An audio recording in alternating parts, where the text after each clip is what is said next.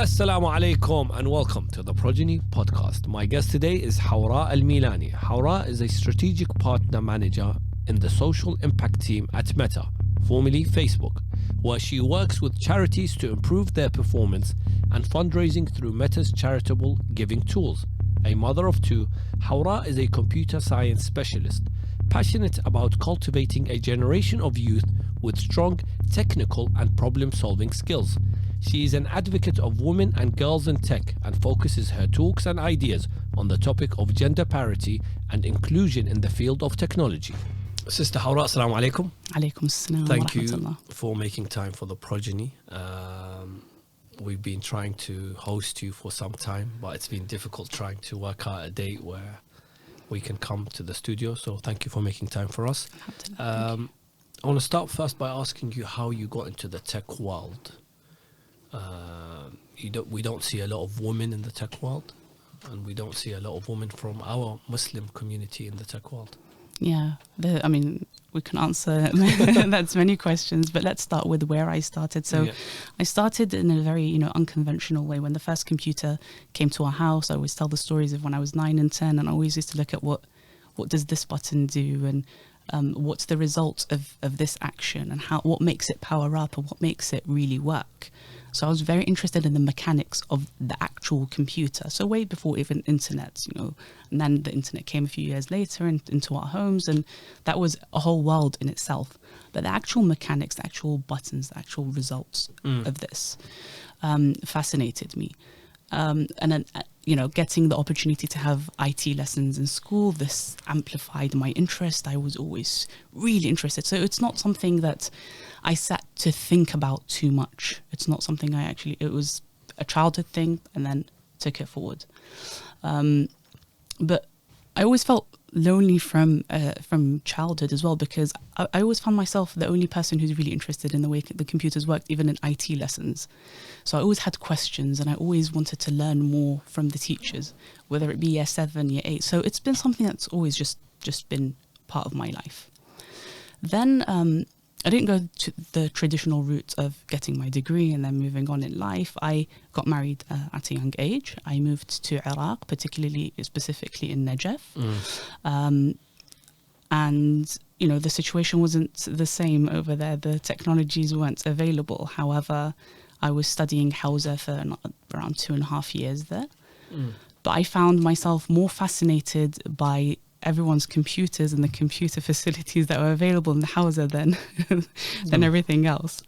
So I became the computer person, and I thought, okay, well, I'm in this place. I have an opportunity to help others, because here were amazing women who just come, we all know the background of Iraq, so let's not get into the details of that, from difficult situations, and now they have opportunities to use computers in a computer lab in the Hawra. But nobody knows how to use it. And even the woman in charge of that computer lab really didn't have much knowledge or experience. So I took it upon myself to be the computer person who's going to help other women in this field. So that was the very start before coming back and doing my degree. Obviously, when you came back, you thought about going into doing your degree. What encouraged you? Maybe because, if someone doesn't take the normal route, let's say, of after finishing their school, going into university, maybe after they leave it, they don't really think about going back into studies or getting a degree. Maybe for us, maybe it's, if you want to get a job, you'll think about, okay, I really need, even though in today's age I don't think people can still get jobs without degrees, but usually was that the reason that you said I want to get the degree, or was it for your passion in computers that you thought I want this degree in computer science? Both. So my passion was more in the hardware part of things, and then I realized that we have degrees. I actually thought, let me get into business, because I was interested in the business of computing. But then, sometimes you have these little conversations that you don't think matter much, but they do make a big difference. So I had a conversation with a professor in the first year of university, and he said, have you thought of software? Have you thought of programming? And I thought, no, I haven't. What's that about? So it was a half-an-hour conversation, but that did change the direction of my life. I chose computer science as a degree because now I was interested in what software engineering looked like, the potential, the impact, at the time, I did a quick Google search and I said, okay, what are the highest paid jobs, right? Because I want to make money out of this. Yeah. And after, the medical field and the and being a pilot, it was software engineer, like third or fourth space. Now it's much higher, by the way. Software engineers and computer scientists get paid a lot more than people. Than medics, yes. We know that. And it's continuing, by the way. So the world of AI, machine learning, it still has a very strong future and many opportunities. Whether you're a graphic designer, whether you're a product manager, a project manager, whatever you want to work in, there's a place for you in tech. And that's what fascinates me even more and makes me even more interested in this field, because there's an opportunity for everyone now, not only people who are interested in software. Maybe there are some sisters listening to this or watching this that maybe also got married young, couldn't really get to do a degree. How can one, and this is again for you from experience, balance life being a wife, a mother, and then at the same time studying a degree? I'm sure there are times where you thought, I can't do this, or Yes. there are times where you thought, this is getting too much. How do you persuade yourself, persuade yourself that I can do this? All the time. As a mother, as a wife, as someone who has responsibilities, outside as well with family. What I love, again, I'm going to sound repetitive now, but what I love about the world of tech is how easy it is to get into it.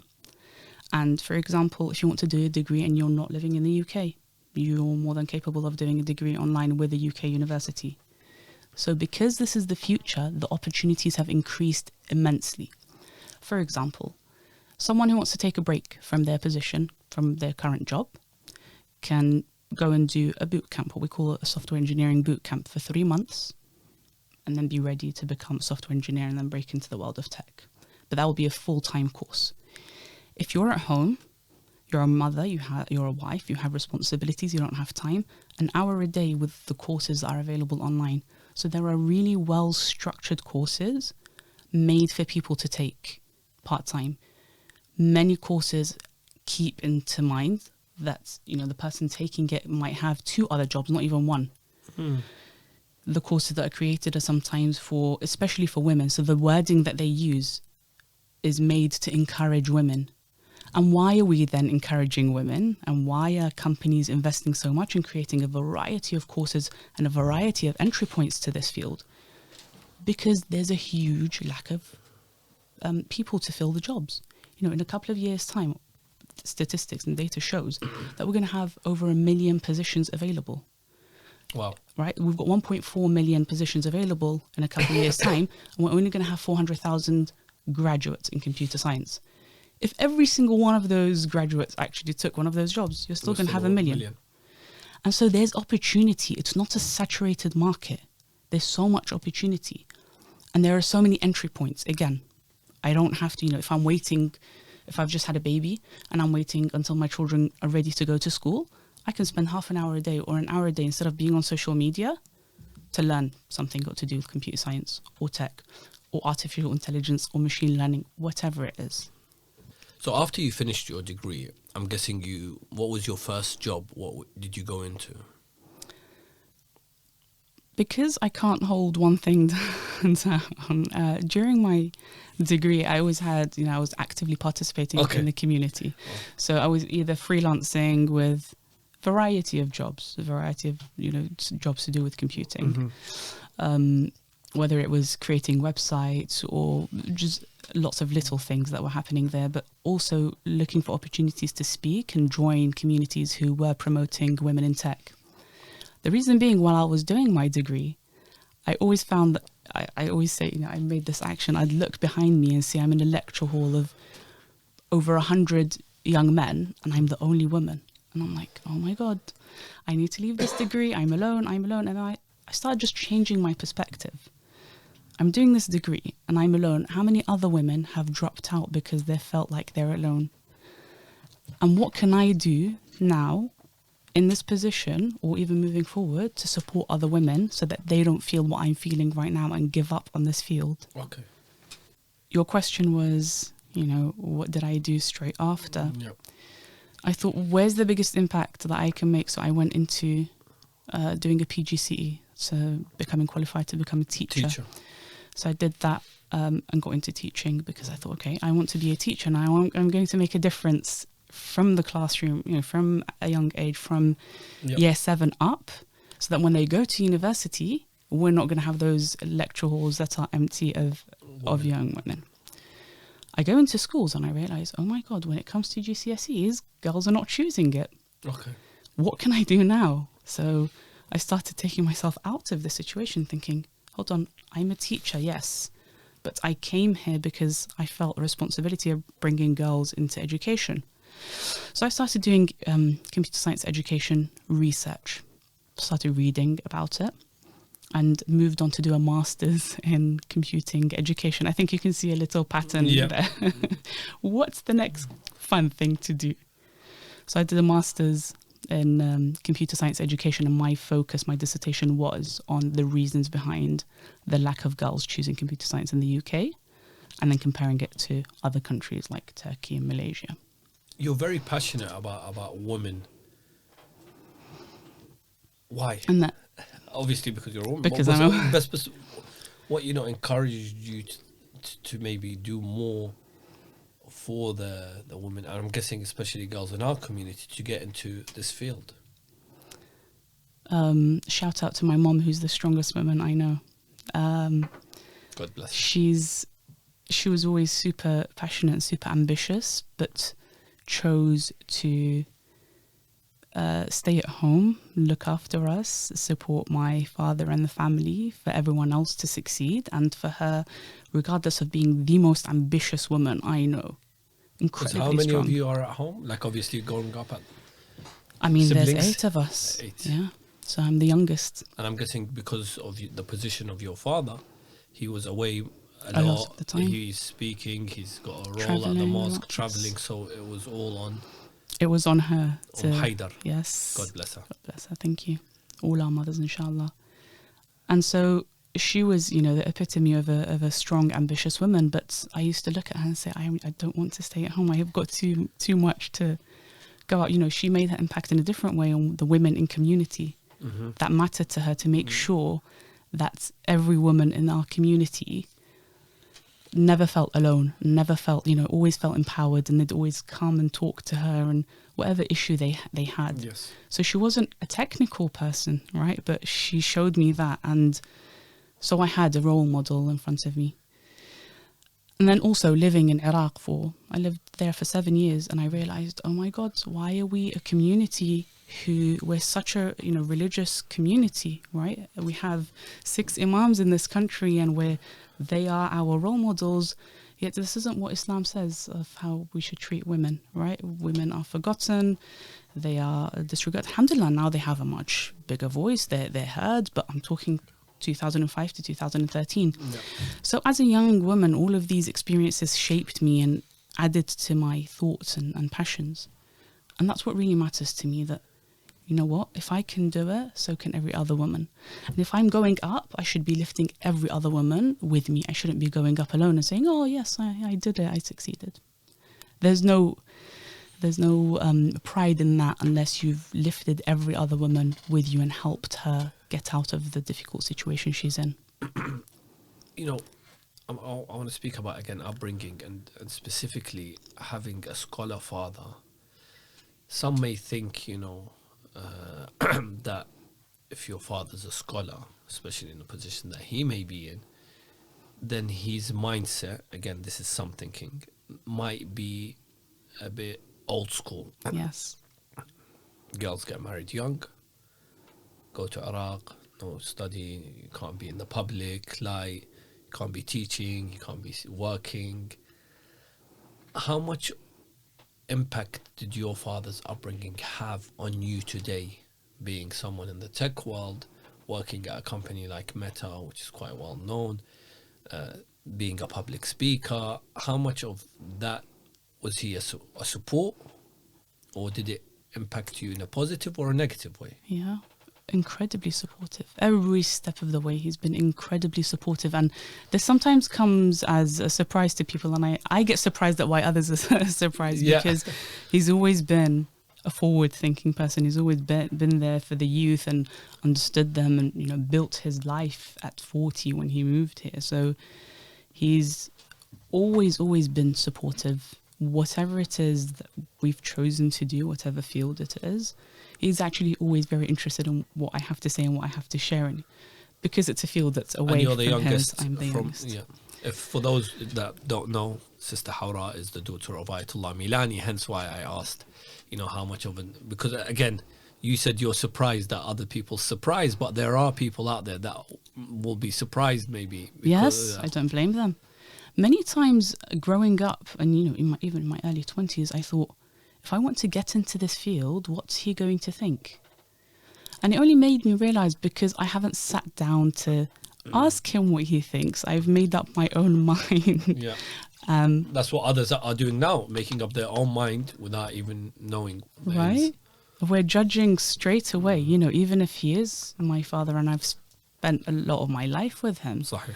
I'm not sat in front of him all day, every day, talking to him. He's a very, very, very busy man. And, you know, there are only certain opportunities where I get to talk. So when I told him about what I'm doing, it was always just, you know, make sure you're safe, make sure you're looking after your well-being, your own physical and mental health, and, you know, be there for your kids. Make sure that they know their mum's always around, and that's it. You know, he's a huge supporter, which is amazing, which really helps. Alhamdulillah. Was it difficult getting into the tech world, being a Muslim hijabi? Yes. Not difficult getting into it, but you have to shout louder to be seen, because there are a lot of misconceptions. And alhamdulillah, things are changing very rapidly right now. You know, many years ago when I'd go to a conference, there was no prayer room. Men would extend their hand to shake my hand, or if I say I can't shake your hand, they'd come in for a hug, and loads of misconceptions. You're like, oh, I'd rather shake your hand, you know, if it's right. So loads of situations, and these are the barriers that stop our Muslim sisters from moving forward, whether it's computer science or any other career.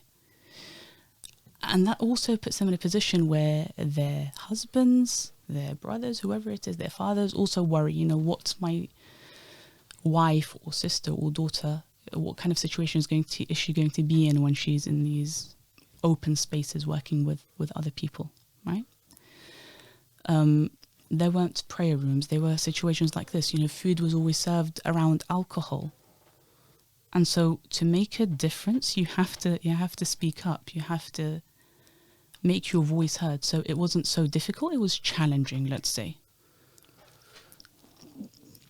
Some might say that you know, hijab is not for the modern world. Hijab is if it's slowing down women, if it's causing this, you know, this barrier, it's complicating things. So hijab is something that's ancient and shouldn't be practiced. Yeah.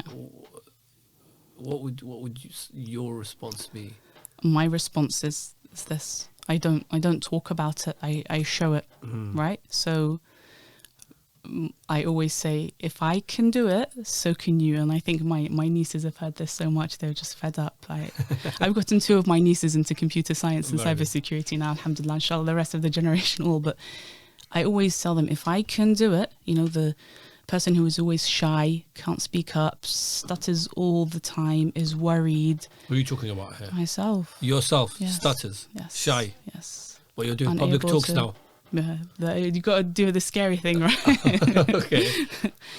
If I was able to do it without compromising on my hijab, without compromising on my salah, without compromising on anything else, inshallah, I don't know what the future then so can you. Because we're making a space for ourselves. And bilakis, actually, now that things are moving forward, companies are looking to support underrepresented communities in tech. Now's the time, because now you look different. You've got the hijab on your head. You're representing diversity. Your voice will actually be heard even more. The reason being that studies, big companies are doing studies on the importance of diversity and how it improves creative thinking, faster problem solving. So when you have other people's diverse voices, the company will do better. So now is a brilliant opportunity. It's not like what it used to be when you were underrepresented and forgotten. Now you're underrepresented and being sought. So this is your chance now. Problem solving. That's your father's a great problem solver. A lot of people go for different types of problems for him to solve. You're also someone that's problem solving, but in the tech world. Is that something that you're passionate about? Do you look for problems so you can solve in the tech world? Funny you should say that, because that phrase always scared me, problem solving. I don't know how to do that. The reason being, I later learned that it wasn't, I don't know how to do it. And I've shared this on, publicly as well. I found out that, I have ADHD, and this is one of the reasons behind my difficulty in structuring the solution of problems, right? Okay. And it was very recent, a few months ago, actually. But before then, my idea was like, I don't know how to what do you mean by problem solving? And I'd read about it all the time. Software engineering is about problem solving. Maths is about problem solving. But when you put things into perspective and start taking action, right? Our word today was action. You realize actually everything in life is problem solving, whether it's making a cup of tea or navigating your car in a very difficult and narrow lane and situation when there are other cars coming through. These are all problem solving skills. The beauty about working in tech is that you are exposed to it so much on a daily basis. The hard becomes easy. The challenge starts becoming, it's not an issue. And then your brain just naturally starts, I don't know the neuroscience behind it. I'm sure you can get a medic to share that. But it naturally starts getting better and easier. You chose the word action today. What does, we ask, obviously, those that watch Progeny or listen to Progeny on different platforms of the podcast know that we usually ask guests to pick a word. And you've picked action. Why action? Firstly, I love the idea, putting someone on the spot and getting them to choose a word. And the first one I chose was self-awareness, right? What did you say? Good luck finding the letters. Quite a long word. Action, because taking action is what helped me move forward. Every single time I didn't take action, I lost an opportunity. And there were many, many great opportunities that I missed because of fear. Because what are they going to say? How is that person going to respond to me? Even if it's just reaching out to someone or attending a talk. That was so brilliantly done. And I'm bursting with pride. And I just want to go up to that person and say, thank you for your talk. I had such crippling fear of everything that could go wrong. I mean, it's something so basic, right? But things are usually amplified in our minds. And so many times I chose not to take action. But every time I chose to move forward and take action and get over those fears, only goodness came from it. There was the gentleman who won the first round of The Apprentice many years ago. I forget his name. Anyway. A black gentleman who'd come for a talk when I was doing my degree, my third year of degree, and it was like an alumni session. He spoke, gave really, really interesting ideas.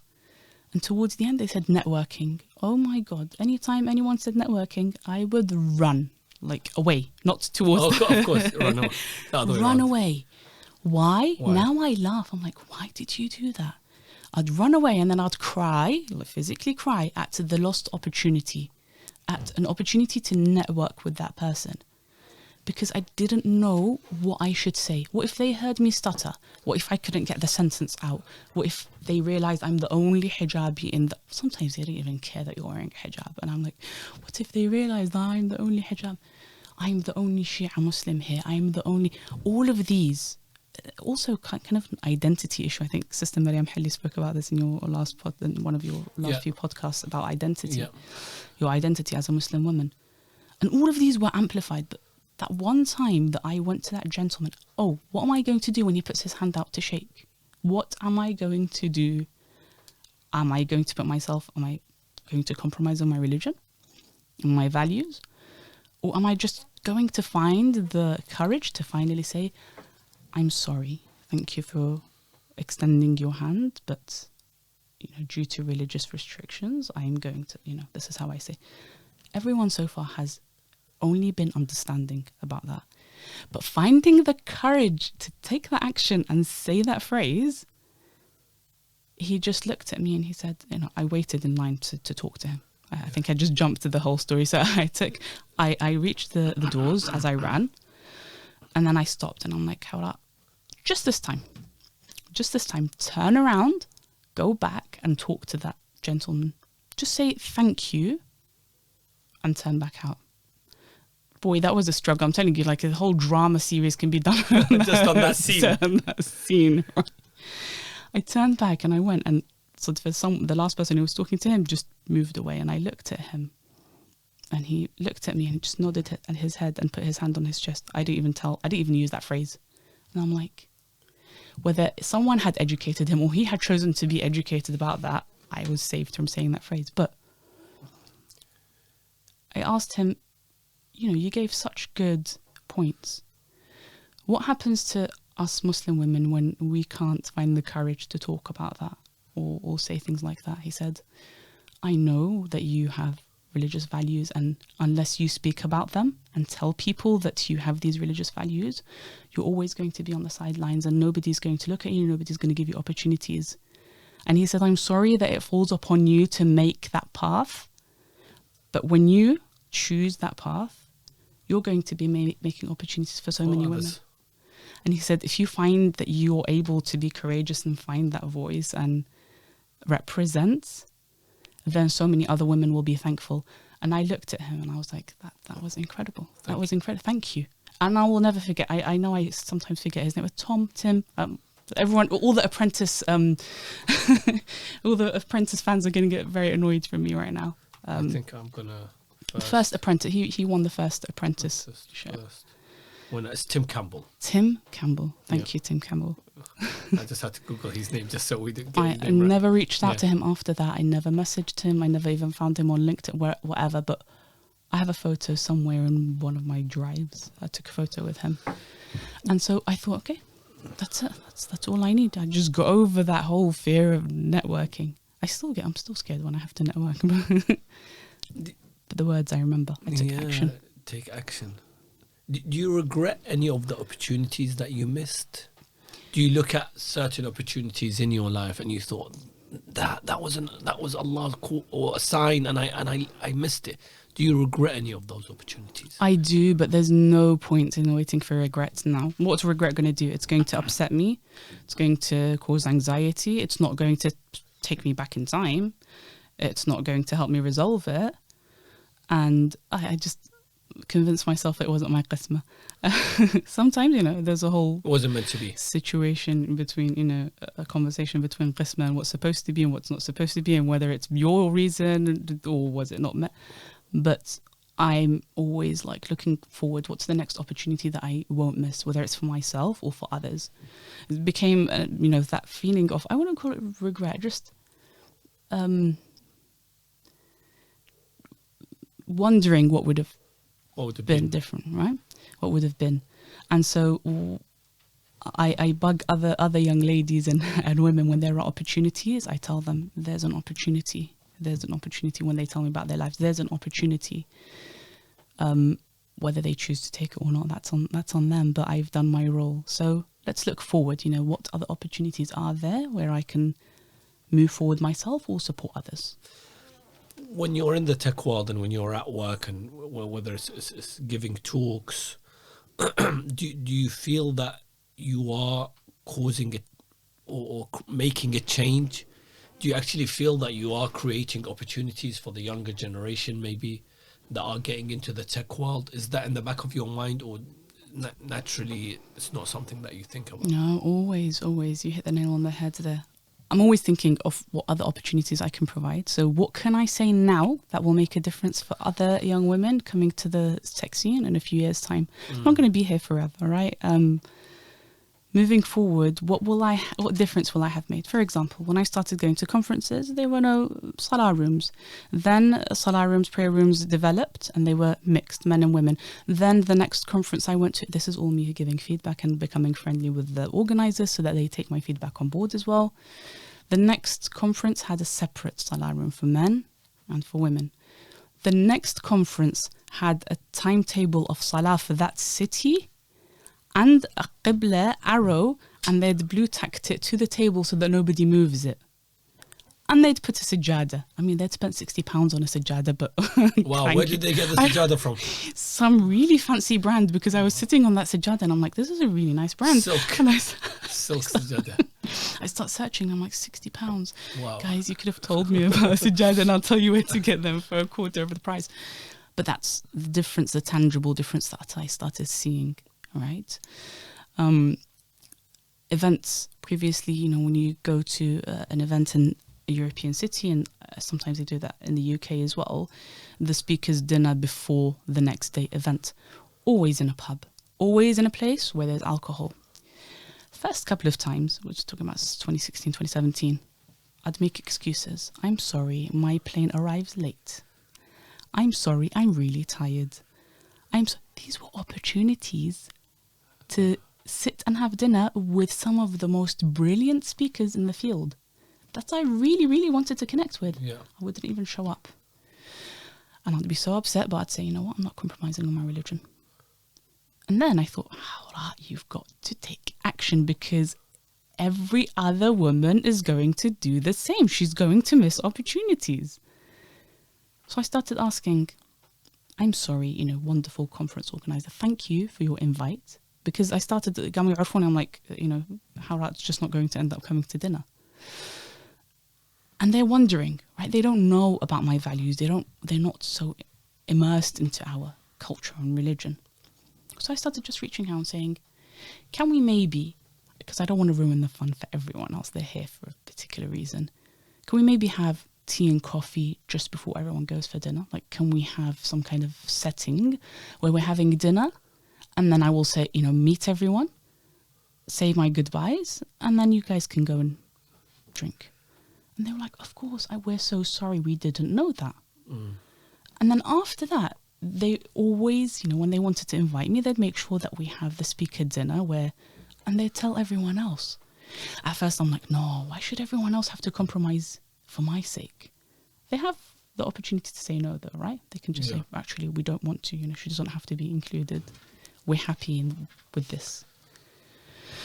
So those are the small little changes that I started to opportunities. See. And it only came because I took action and started asking for it. Action. It comes down, I think, to you speaking about your values and your principles, and if the other respects that, which alhamdulillah with your experience they have, they'll obviously understand and make exceptions, and sometimes they don't know. They're not doing it just to, she's a Muslim, let's make our event. That's not how it works. But like you said, these are opportunities that some maybe, I've had this conversation with others where they're like, on Friday at my workplace, whether they're bankers or lawyers or accountants, Friday is usually a day where after work they'll go to a pub for a drink.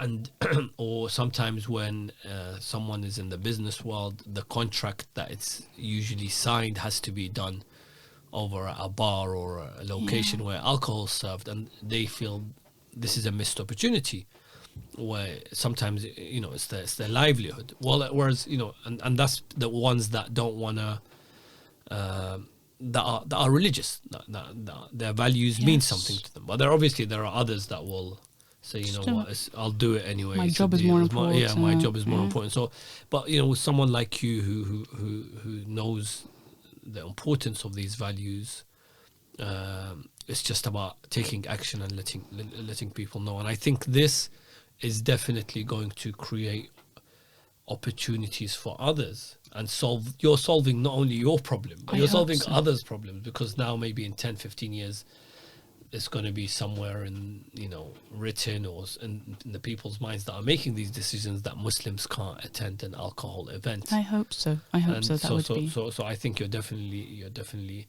even though you might have missed certain opportunities, you're creating, alhamdulillah, opportunities for others.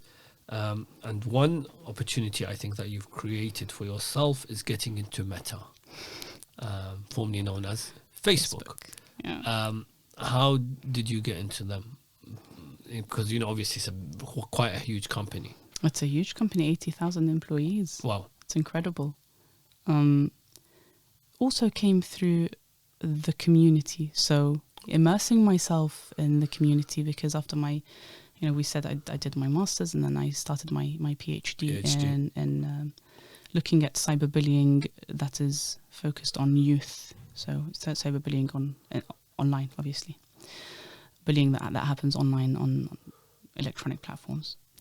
So as I was doing that, one of the incredible women who I met through the community of speakers and traveling around the world, and it was because I took action and started meeting people and networking, the opportunity came, and she said, "Oh, we have," she started working at Meta, and she said, "There's an opportunity here. Would you like to apply?" And I thought, Meta, they're not going to accept me. And she said, "Why not?" I said, "Because, Muslim women get into Meta." It's like, there's a misconception there. How about, apply, just put in your application, right? When was this? Less than a year ago. Okay. It's been less than a year that I've been with them. Sorted out my CV. I've done so many CV workshops. Sorted out my CV, looked at the position. Looked like a really interesting position. It's a social impact. It works in the social impact team at Meta. And I thought, let's do it. Let's take action. Put the CV in. Went through several rounds of interviews. Tech companies make sure that they filter. They have a very strong filtering process to really make sure that they've got the people that will make a difference. Several rounds of interviews. A few months later, alhamdulillah, I got the call, and we really want you on board. So that's how it happened. What's your position there now at the moment? Strategic part. It's a mouthful. Strategic partner manager. Which means? In the social impact team. Oh, so there's more. Yeah. The team is the social impact team. Okay. Who focus on supporting charities on Meta's platform. So think Facebook, Instagram. Anytime you create a fundraiser or donate, that's our team, social impact team. I'm a strategic partner manager, which means I work directly with the charities to support them in fundraising on our platforms. That's amazing. It's really nice because I get to work with all sorts of charities, making a difference in the world, because charities are dependent on fundraising, right? Correct. So when our product and our system allows for you to donate or create a fundraiser on Facebook and Instagram with a variety of products, it's on me to then support charities and make sure that they're making the best gain out of these. Yeah, because obviously I think a lot of the charities have turned to social media as a platform to get. It's a brilliant way to fundraise. Really, really good way to get people to support your charity. I don't want to skip something that you mentioned, and I don't want to pass over it. You mentioned cyberbullying. There was recently something I saw on the internet about someone being bullied at school. And I didn't think bullying was such an issue.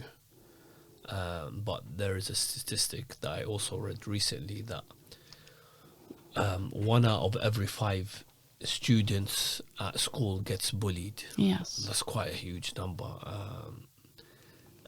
What's the difference between bullying, physically and cyberbullying? And is it as much of a problem as the physical bullying that maybe is at workplace or at school or college or so on and so forth? Yeah, that's a very interesting topic. I can talk about this for hours. So just to break it down, you have a variety of research that focuses on workplace bullying, on university bullying, on high school bullying and primary school. That's how severe it is that you need to break it down. Wow. Research is so focused on breaking it down to different ages because of the different impacts that it has. Now, the difference between traditional bullying and cyberbullying is the fact that we say, you know, researchers always in this field always say traditional bullying, physical bullying, verbal bullying stops in the playground, stops at school. The issue that makes cyberbullying 10 times worse or many times worse is the fact that your child has a device, they're going home, the messages will continue, the texts will continue, the emails, the photos, the sounds, the voice notes, everything will continue, whether they're making a video of you at school or outside and saying horrible things or amplifying it. Another issue is cyberbullying is very easily repetitive. You put one video up, if it goes viral, that's millions of people who've just seen something so horrible about you. It's not just the class, it's not just the town who you can just up and leave and move elsewhere and move on in your life. It's there forever. And so the impact is sadly much larger. And yes, some statistics say 1 in 5, it's actually much more than that. Wow. It's 1 in 5 because that's what children report to you. There's a lot that aren't reported. Yes. And the impact that you asked, one of the questions was the impact. Unfortunately, so many children, really young children, take their own lives, right? So it's got psychological effects, it's got physical effects. You know, if they end up just looking towards comfort eating because they're being bullied all the time, the feeling that the child can just grow up not feeling safe because they still don't understand when they should speak up to the parent or to the school counsellor or to the teacher, whoever it is. So it's a very impactful area of research that, you know, hopefully will help. Technology will help reduce it. I know loads of people are like, oh, technology amplifies it. There's a lot of work being done to use technology to reduce the impact. How far behind is our communities with all of this? You know, again, we've spoken about a lot of things, but just about this bullying, because again, I'll mention, you know, I'm not sure if you saw a Muslim mother, I think a black mother who had her son, it was all over Instagram and social media in the last few days, bullied at school. The young man who was bullied and his finger was... it really upset me, you know. Yes. I thought, wow, you know, this is extreme. And as a parent, I sort of feared for my child that if this is happening here in the UK. And but at the same time, coming back to our communities, who I'm proud of being from the Iraqi community, who I feel is also a very progressive community, but at the same time, I feel, you know, we've got community centres, we've got amazing people in our communities, leaders and speakers and scholars and those that serve in the community. Yet, but I still feel there's not enough being done. So I wanted maybe your perspective on this. Is there enough being done for the youth? Because, you know, you're very passionate about the youth. You're very passionate about women in our youth. Do you feel there's enough being done, or do you feel we're lacking? There's always more to be done. And one, by demystifying tech. So one of the things I used to get told, and shout out to my sister Zahra, who used to get asked, what's Hawra doing at uni? And she used to say, computer blah blah. Obviously she used to joke about it, but it was always this thing that nobody really knows much about. You know, what is coding? What is cyberbullying? What is technology? Some still don't know. I say let's demystify it. And, you know, when they talk about our Islamic centres, we always talk about, let's have sports facilities, let's give them access to young ulama, let's hear their issues, let's talk about, these are all trigger warnings of things that I'm talking about, you know, whether it's drugs or prison, loads of really, really important things in our society that need to be spoken about, relationships, identity, all of this. But when I talk about have we thought about having a tech room? Everyone just looks and says, "Batran," which means how do you translate that? I word don't in know. English? For our non-Iraqi speakers, like you have, You're bothered. You're so bothered You're about so this. bothered about like this this. should be Who the cares? this should be the least of our worries right now. And Yeah, it's like, there's people doing drugs. right? What are you talking There's about? people leaving religion. And you're There's people talking not about praying. Yeah. Exactly And you're that. talking about a computer room. You're talking about computer room. What's that about? And you're like, but when you're giving these devices to your children, you're giving them an iPad as young as age 3. Yeah. La ilaha illallah. You're then worried about what's happening to their eyes and their fingers, and they're losing their sense of fingers. Yeah, their sense of fingers, their sense of like, you just, all their nervous system, everything, dopamine overload, all of that. And it's like, do you know what kind of stuff comes up in ads? Are you aware of how to protect your child from that? And then so many times I get called to come do sessions on online safety, and I say, wallah, that's your children have heard this so many times. But when I talk to the girls, they're like, we know we shouldn't give our full name online, we shouldn't give our password, we shouldn't do our date of birth. That's all they know. We shouldn't speak to strangers. How immersed actually are we in the other forms, when my child is watching TikTok, or when I think the older generation need these courses, by the way. I All don't of think it's more than the younger. I read a statistic the other day that you actually now have a higher percentage of 30 to 45-year-olds using TikTok than the younger generation. Wow. So we're there now, but we're late in the game, but we're there. We're there. What kind of data am I giving to these companies? To any company, right? What kind of data am I giving? What kind of protection mechanisms are there? Do I know what security features are in my phone? Whatever type of phone you have. Do I know the security mechanisms of the computer that I'm using? Can I protect myself? Or am I just clicking yes to terms and conditions, yes to privacy policy, yes to cookies, yes to... Should we be reading all the privacy policies before we click no, yes? No, nobody's going to do that. I'm a security professional. I should say yes. The issue is, it's not about whether we should sit there reading every privacy policy, because nobody's still going to do that.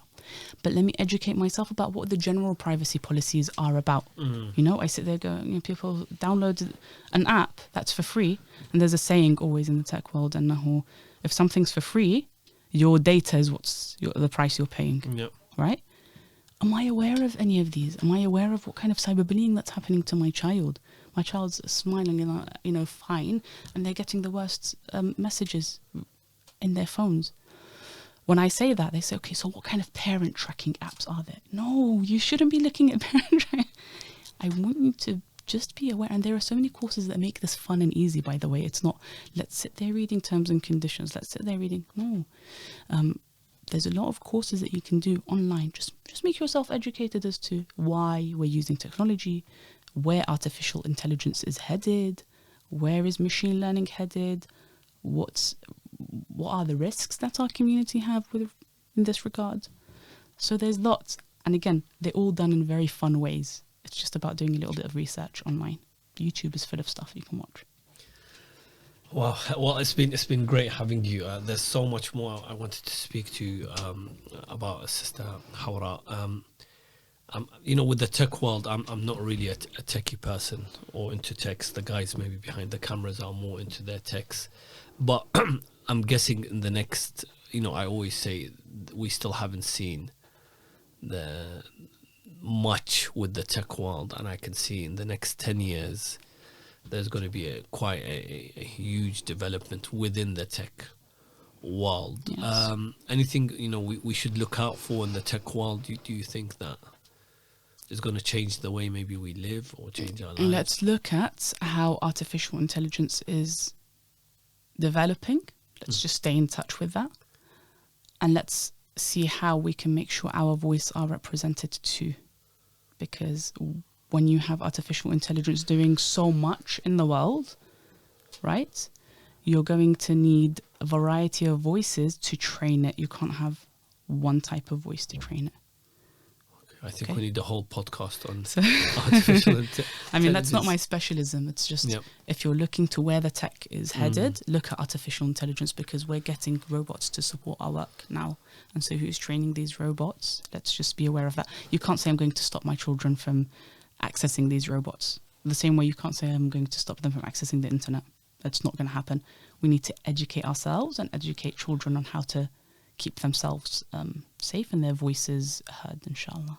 Sister Hawra, thank you for your time. Thank you for having me. Inshallah, we'll hear good stuff about Sister Hawra. Thank you very in much. the tech world and creating more opportunities by taking action. Inshallah, all of us. Thank you so much for having me. It's been a pleasure.